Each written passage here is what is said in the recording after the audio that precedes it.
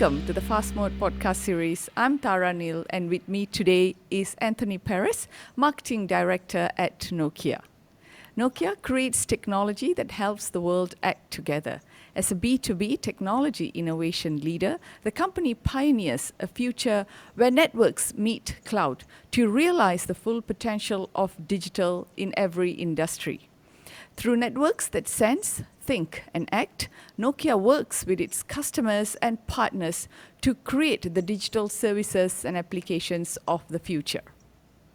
Anthony has 25 plus years of experience in the IT and telecommunications industry, with experience in IP networking, including IP MPLS, network design and consulting, product management, business development, solution consulting, and product marketing during his tenures at Wipro India and Nokia Canada.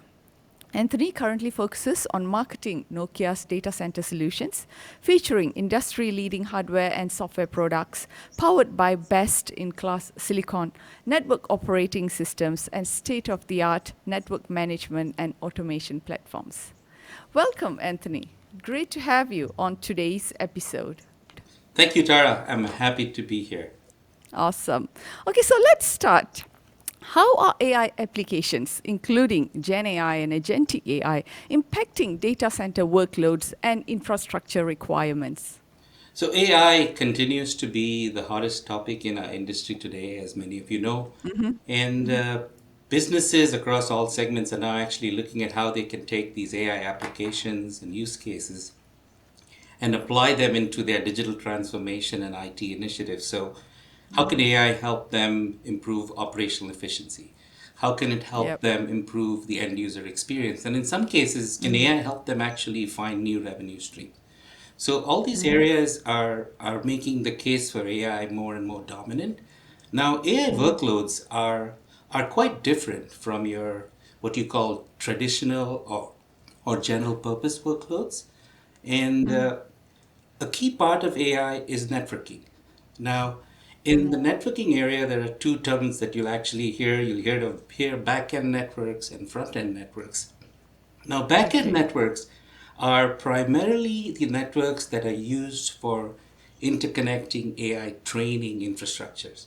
Now, AI training, you can visualize that as if you have our brains, right?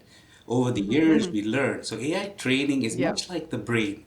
It's the smarts that you build up. And it's a pretty different requirement when it comes to training. It's pretty strict, it's pretty stringent. You require specialized devices for that. You must have heard of the word AI accelerators, GPUs, and NICs, Yep. which are essential for these AI training infrastructures. Now, networking becomes the glue that connects these GPUs, NICs to each other, and networking is called upon to deliver low latency, lossless, and high capacity, high performance interconnectivity for these AI workloads. Now, you have the brain, but then how do you send that information to the Yes. rest of your body? And that's where you have the other important area called AI inferencing, which is now that you've created the model, you now hand that model and information over to the end users. And here too, networking plays a role. There's a definition called front-end networks, which primarily is for, you can think of it as what interconnects today's general purpose workloads, but it's also seeing a role to be part of this serving AI to the end user. So there's Yep. backends, there's front ends, and another key part of the conversation today is technology choices. That's Yep. really about InfiniBand versus Ethernet. It's not so much a versus discussion, it's about what other options are there.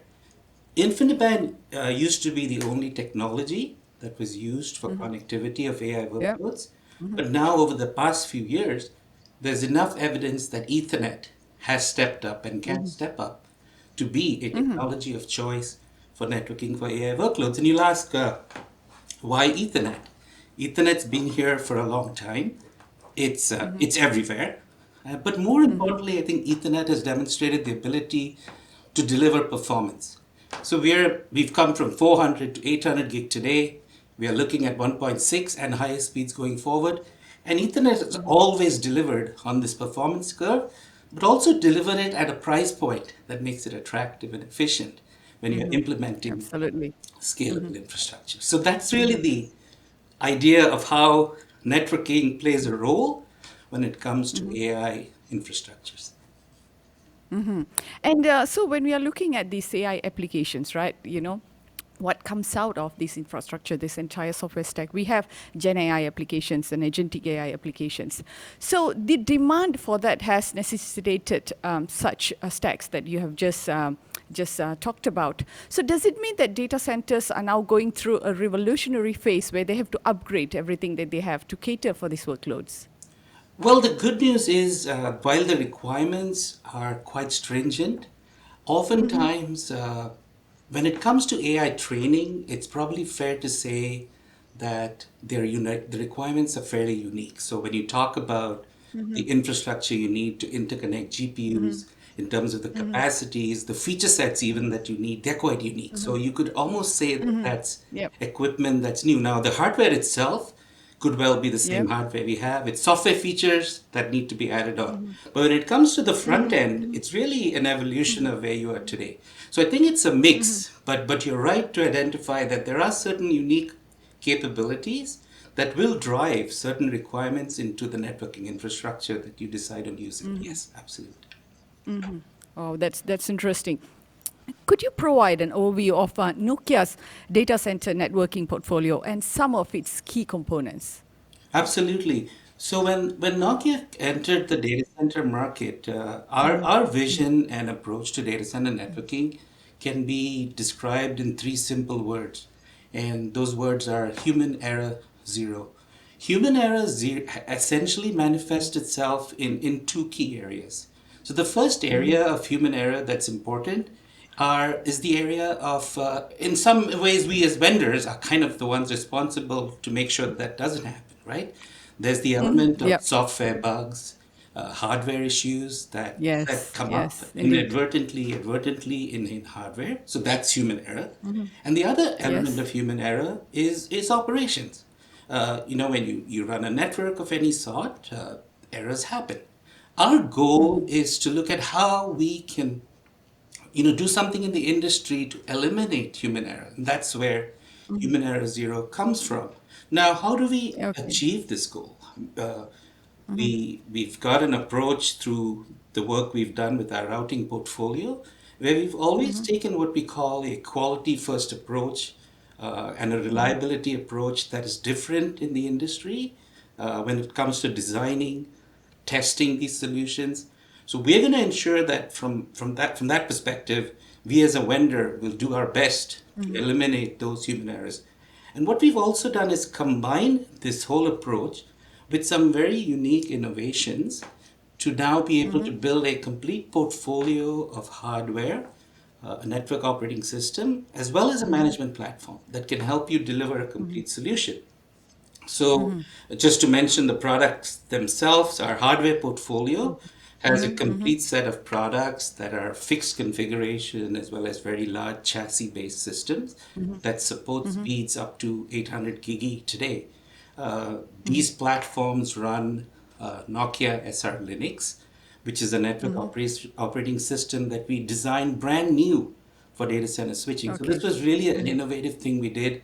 We took that opportunity to, of course, as the name implies, Linux, it's Linux Yes. based, Yes. but it's also gave us an opportunity to take some of the uh, technology. So one could argue if applications are evolving, why hasn't networking evolved? And we kind of took that a bit seriously and said, yeah, Exactly. SR Yes. Linux has Linux, yes, but hey, it's also got cloud native principles. It's got microservices design aspects. It's got modular model driven telemetry type of, sorry, architectures, which in turn help you do better telemetry observability, which matters. So SR Linux, Yep. again, a very open, we'd like to say it's the most open and extensible network operating system in the market out there. And then you take these two together and it's complemented by our Nokia event driven automation platform, or EDA, or EDA as we like to call it, is Yep. again a brand new automation platform that's really intended for operations for all the phases of the life cycle of a data center operation journey, right? So you have to design day zero, you have to Yep. deploy day one, and day two plus operation. So EDA can support all these different phases of operations within a data center lifecycle. So we believe we have a very comprehensive portfolio that can address the needs of not just AI workloads, but general purpose and traditional workloads as well. Awesome. No, we wanted to talk about, talk further about Nokia's offerings in this area. And you've already mentioned about SRLI, Lux, and as well as the EDA, right? Can we discuss what are the core advantages or, what is the competitive edge that Nokia has when it comes to, offering these infrastructure and software suites for data centers today? Absolutely. So I mentioned SR Linux as being one of the most open, extensible, and Yep. resilient operating systems. Now, when it comes to AI specifically, we talked about how Ethernet is becoming more prevalent as a technology for networking for AI workloads. Now, Ethernet on its own is not able to just offer these features, which is kind of the reason why InfiniBand was quite dominant out there for the longest time. But what we are beginning to talk about in terms of some of these architectures today is a term they call RDMA over Converged Ethernet, or the acronym is Yes. ROCE. You must have heard of things like Rocky, Rocky V1, Rocky V2. But it's that architecture which is prevalent out there for these AI Ethernet fabrics. Now, what it means to be able to support these architectures is to make Ethernet lossless, really, because the need for these GPUs and their interconnection is to have infrastructure that kind of doesn't get in the way. It just needs these GPUs to do their work. So what that means is operating systems like SR Linux need to step up to build a set of features. And most of these features are in the area of quality of service, as is the term used in the industry. It's about congestion management. It's about how do you Yep. manage these flows between endpoints, and also load balancing. Now, the one thing about networking for AI workloads is there's independent feature sets in products, but the whole how it manages congestion is an end-to-end phenomenon as well. So you kind of have to work with endpoints and figure out how to make this work. So the network operating system itself has these features that are, you can call them specific to networking for AI workloads, which are essential. But Yep. you Yep. also need to look at the foundational features that a network operating system has. And I think that's where us having this architectural advantage and being able to make it really easy to pull the appropriate statistics related to AI, right, via telemetry, or Yep. having APIs and openness to integrate with an existing management system. Now, many of our customers may adopt what they call a do-it-yourself approach, where they say, hey, give me the switch, give me the NOS, and I'll build my own Yeah. management operational Yes. system. So Okay. hyperscalers, large cloud providers, they have that expertise. And our Yep. experience with some of them have been that they really liked what SR Linux brings to the table. It allows them to take this openness and just adopt it into their infrastructure quite easily. So that's where I think SR Linux has proven itself and really stands out. Yep. And it's giving us this, people are beginning to notice that, oh, this is something different from a NOS perspective in the marketplace. Wow, that's really amazing. So, expanding on that, like we mentioned, the event-driven automation, right? Like you mentioned earlier. Okay, how does that contribute to, reducing the load or the requirements for human intervention, and also how does it improve overall efficiencies of the network? That's a great question. And I think there's a relationship to the earlier point about doing it yourself. And there is another camp out there of that data center teams that we use a term sometimes called do some yourself, do DSY, or do none yourself. And that's the other camp. So there's the do it yourself. That's really Yes, so interesting. there's the do it yourselfers and there's the do It's- some and do none yourselfers. But it's the other camp that okay. says, I wouldn't mind if I had a toolkit that was available, in this case from a vendor, that can allow me, as you correctly said, to improve the efficiency of my operations, for instance. How can I make it? And this is where that whole theme of human error zero comes down right down to Nokia EDA as well, Okay. right? Okay. So Yeah. EDA is about getting better reliability, simplicity, and adaptability. Adaptability is about just fitting into environments, right? We know that we are coming into environments where they're not going to be greenfield all the time. They're brownfield. They may Yep. be multi-vendor. So if you look at EDA, it has key capabilities that fit this better reliable, better simplicity, and better adaptability. When you look at reliability, EDA implements intent-based automation, which is a well-known term in the industry out there. Essentially, it's Indeed. intent-based automation in its simplest form says, don't tell me about the details. I just have a goal, and you hide that complexity from me and make it happen. So it uses intent-based automation, yes, which others will also claim to do sometimes. But I think what we've done is taken the extra step of saying, how can we tie that with some reliability aspects?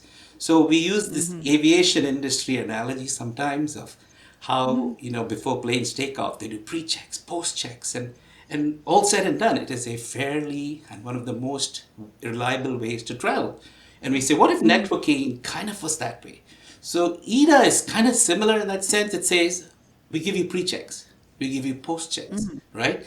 We have something called atomic configurations. If we're doing a change, if there's a certain step that fails in the way, we'll pull back everything. No half steps. All Rolling right. back. And we've also got something called an integrated digital twin, which is huge because one of the things that Yes. Yes, prevents indeed. predictability in networks is I just don't know if the change I'm making is actually going to work the way it's supposed to. So think of a twin Yeah. allowing you to test and validate before you go live. So I think there's this element of reliability which is quite unique in the way we've approached it in the marketplace. And then there's simplicity and adaptability, right? So of course it's you've got a great UI which people like because they want to use a UI to configure stuff. We Yep. offer EDA as a service.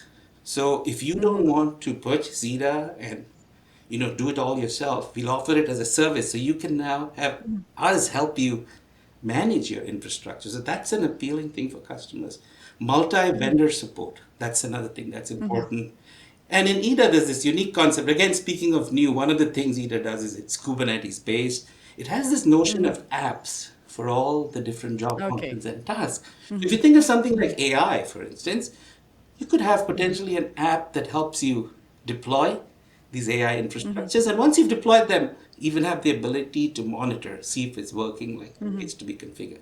So I think all in all, to your question, EDA has a lot of these ingredients that help data center teams to enhance and simplify their operations, but clearly also bring in that reliability and predictability. Because in our view, that's really the things that's holding back automation. Automation is good, Yep. but Yep. if we cannot trust it, that's really what's holding it back, and we're trying to solve that problem with EDA. Wow, I think you brought up some really interesting concepts there because there's a lot of talk, like you said, about automation, but rarely, people want to pay equal attention to the reliability aspect of that. So 100%. I think, I'm glad you addressed that. So, okay, let's zoom out of the data centers to look at, the end-to-end connectivity, basically, because that's the critical element of making sure user experience is there, and then, distributed workloads are well connected. So, what does Nokia offer in this sense, to manage the movement of AI traffic across different data centers? So, and this is also a really important area, and I think it's important to just zoom a little into how AI services are being implemented and deployed today, right? So, we talked about AI training, and from whatever you see on AI training, you see things like hundreds of thousands of GPUs, lots of power. There's a lot of Yeah, cost involved with that. There's a lot of complexity involved with absolutely. that. You need a lot of expertise. Now, some organizations, if you talk of enterprises, the large ones, for the right business reasons, will have the ability to do that themselves. So they're likely going to build their own. Yeah. You have, if you take of X for instance, they're doing their own stuff, but they have the capability to do it.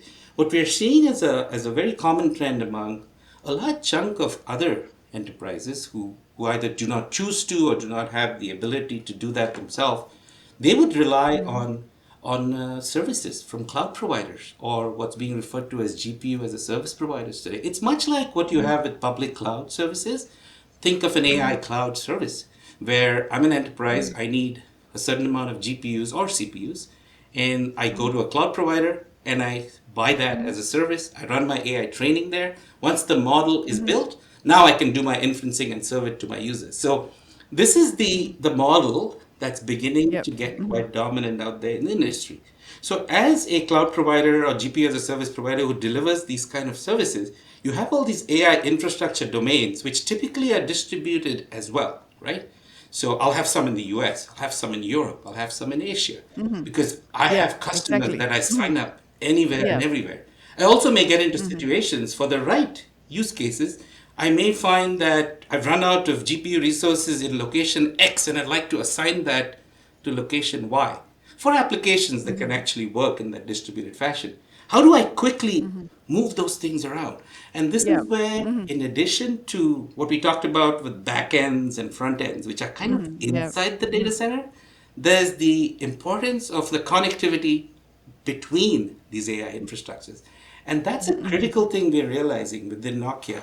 And what that really translates to from a networking point of view is having the correct optical networking technologies and Yeah. IP routing technologies to support that. And we believe as Nokia, in addition to those front ends and back ends, which we can now position and build with our customers, there's this something we've done forever, just building reliable infrastructure for connectivity in the WAN, if you may call it that. And our recent acquisition of Infinera really builds on that. And we feel as a vendor, we're Yes. probably the only Yes. vendor that can give you this, as you said rightly, end to end. We got to think of this as an end to end thing that's within the data centers, but also between these domains that connect AI infrastructure. So, and it's really the model that we're going to see, because if you want to do AI right, it better be high performant, it better be reliable, and that's really where we want to Yes. hit those points. Indeed. Wow, brilliant. Well, looking ahead, can we expect new innovations coming through this year? Any, anything in the pipeline that we can expect, especially in the data center space? Yeah, and I think if you take specifically the networking for AI workload space, there's we talked about Ethernet being a technology that's being Yep. looked upon as really viable for this. That being said, I think all of us who understand and work in the space do know that there are certain things that Ethernet is deficient with. We talked about row K architectures and how you need to do Yes. certain Yes. features. Now, as you go forward as well, this is an area which is very important. How do you make Ethernet that transport, that fabric that can be used for interconnecting AI workloads? And it's not just Nokia who thinks that way. The industry also acknowledges that. So there is a body called the Ultra Ethernet Consortium, or the UEC. That's another term that you may have heard of, which is focusing exactly on this problem. It's like, how can we that's why it's called Ultra Ethernet Consortium. It focuses on making Ethernet that viable transport for networking for AI Okay. workloads. Now, in the spirit of doing this right, this consortium has vendors across the ecosystem, right? So you've got the GPU vendors, the accelerator vendors, the compute, the server, the storage vendors, and of course the networking vendors Yes. like us, The who are entire lot. all Yes. working together, which is really great as an industry initiative. Now, in terms of futures, this is an area Nokia is a member of the UEC. We are participating in a lot of the work of the UEC. And when the UEC does come up with specifications and guidelines which trigger feature requests, Nokia is committed to deliver those within our offer. And another thing that's related to this conversation is because it's an ecosystem, there's often the need to have validated designs, blueprints, and prove that Yep. ability that you can actually play together and work together. And so there's that element of collaboration that is already happening, and I think will only continue to get better. So I think it's overall, I'd say it's exciting times in this space, and it's Yes. constantly Yes. evolving. So we all have to put on our skis and be ready to go. But it's definitely exciting for Nokia, and we are happy to be part of it. Well, fantastic. Well, I think that brings us to the end of our session today. Well, thank you, Anthony, for joining us and for sharing all these brilliant insights on AI, generative AI, and all the great stuff that you guys are doing in the data center space. Thank you so much. Thank you very much for having me. It was great talking to you on this. Awesome. And to everyone tuning in, thank you guys for listening. If you want to learn more, visit www.nokia.com data center networks. And follow us for more insights and updates as we continue to uncover the latest in technology and telecommunications. See you in our next session. Bye-bye.